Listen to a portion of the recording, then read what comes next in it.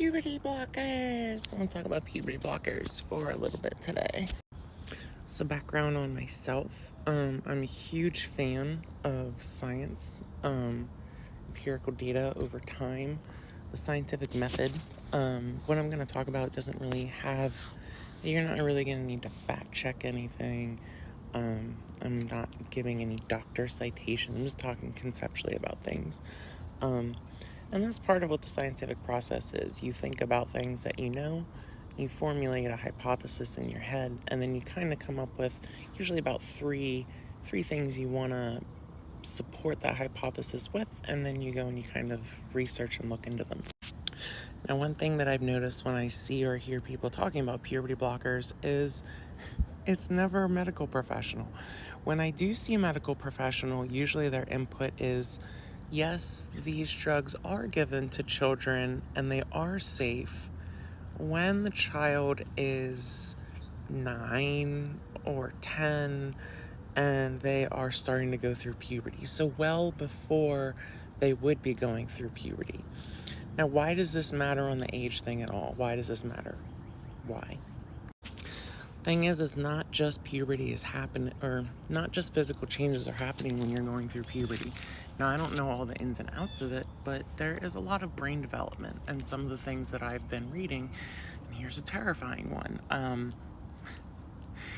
If you do not go through puberty at the correct time in your life, you may never develop the ability to have an orgasm. So puberty blockers already right now sound, whoa, hold up. You said what? To me, that's a, And you might be wondering, well, like, that doesn't make any sense. But it kind of does. So think about it. And this is something that I don't know if they even convey to people, like younger people, when they're teaching them in school.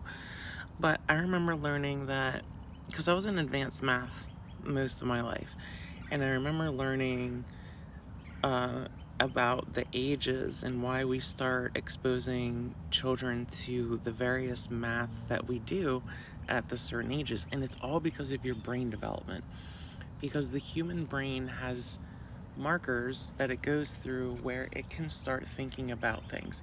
And one of those is abstract thought. So they don't start teaching algebra until you hit a point where the human brain starts being able to think about abstract things. Because really trying to think about complex variables and things you can't conceptually do it. And so while we can manipulate our body and get breast growth and soft skin and whatever, that doesn't change how the brain is developing. And this is why there's so much talk and discussion around minors, and we have all these laws in place because, unfortunately, inherently, the part of growing up that we all have is we always think that we are the most awakened. Even now, I know in 10 years, I'm going to look back at now and be like, shit, I didn't know anything. Because I knew at 30, I was going to have this moment when I hit 40. I'm 39. It's just, at some point you hit that point of crap. I don't know anything yet. And here's where we start seeing compounding problems. And this one's huge. So, and this is just a logic check. So I have a logic check that if you are young and you're going through all this gender dysphoria, and it's so bad that you need to have you need to have puberty blockers and things like that. A lot of people have body dysphoria as they grow up, and don't you owe it to yourself to make sure long term this really isn't the right thing for you and you do need to transition? Because the problem is that the decisions that you make at a younger age have very big consequences when you get older.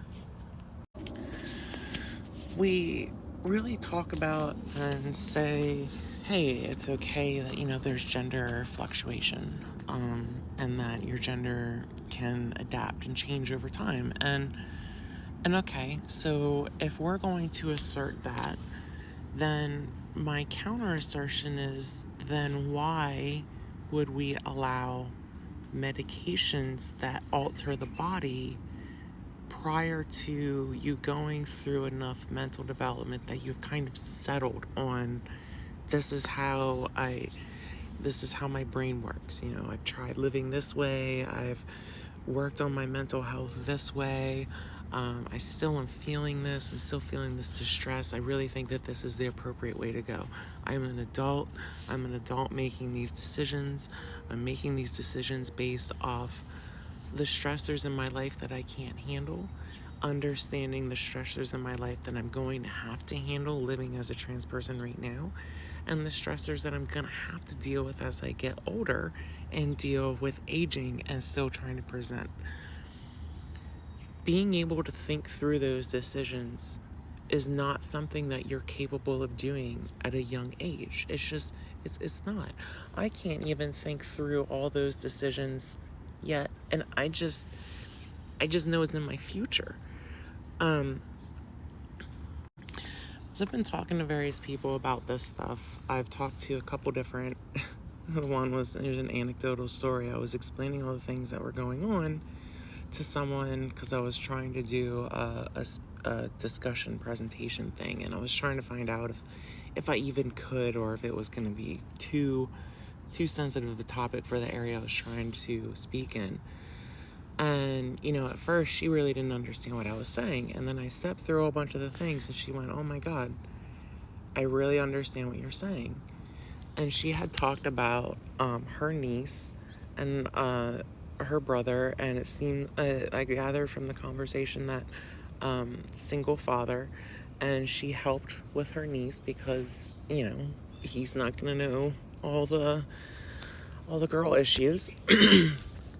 And for a while, as this young girl was going through puberty and maturing into herself, she hated it, she fought it, she wanted binders, she was hook, line, sinker in the non-binary world. She was trying to flatten herself and thin herself. Fast forward 3 years later, she's absolutely embraced her femininity. She loves her curves. And these teenage angst sucks. But you don't want to go and take drugs that can mess up your brain and really mess you up long term. Especially when you're hearing things like puberty blockers are okay by adult men who would have wanted to have puberty blockers so they didn't have a hard time being made fun of, because that's what it comes down to. Because the people who usually are going, puberty blockers are okay, at least from what I've seen, are like Jonathan Van Ness, the bearded woman. Like, he just trauma dumps all over the internet. That's all he does. He got big on Queer Eye for the Straight Guy. Yeah, I'm calling you out, Jonathan, if you ever see this. You're trauma dumping all your BS everywhere, and you are hurting so many children on your "I want to save all the children" thing. Stop it. Step back from yourself. Not everybody's trauma is your trauma, Jonathan. And I've also seen other TikTokers where it's just dudes wearing like a dress and the whole entire gender nonconformity. And these are men saying this, but they're not the ones that are getting impacted by it. And they're not even on hormones themselves most of the time. So please, if you are thinking about puberty blockers, really look into it, because it is really harmful for your brain development, not only in like a foundation way, but just in your cognitive understanding of yourself in a deeper layer, to know that when you do transition, that this was the right path for you. Puberty blockers are a no. They're a no. We acknowledge that children don't have the ability to make decisions for themselves, and we have parental guardianship. We don't even try children as adults, yet we can give them medications that alter their brain at a core level and how it develops. I have a really big issue with this.